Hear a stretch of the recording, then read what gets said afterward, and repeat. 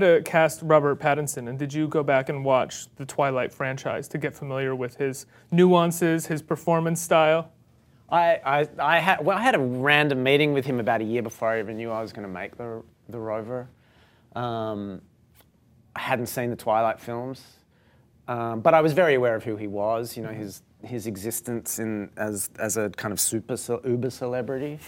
I just really liked him. I found his kind of physical energy really beguiling, and he was smart. He had a very, very sophisticated and eclectic interest in cinema. And when it came time to test for the character that he plays, you know, Rob came in and did a couple of auditions for me, and they were just beautiful. I mean, it was as simple as that for me. Within a few minutes, I knew that I'd found.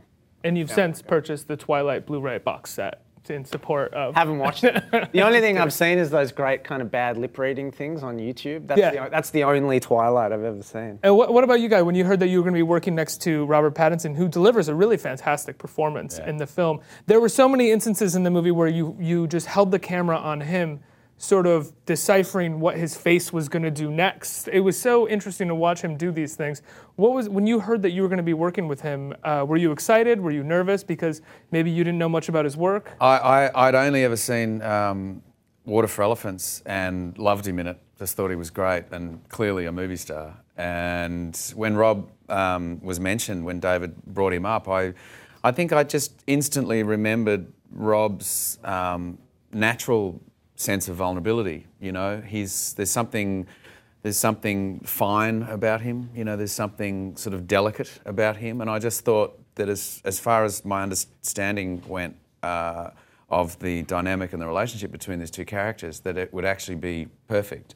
So I kind of went, great, straight away. You know, I haven't seen any of the Twilight movies, and and at the time I certainly didn't feel like I needed to go and look at them in order to feel, you know, that this was a good choice.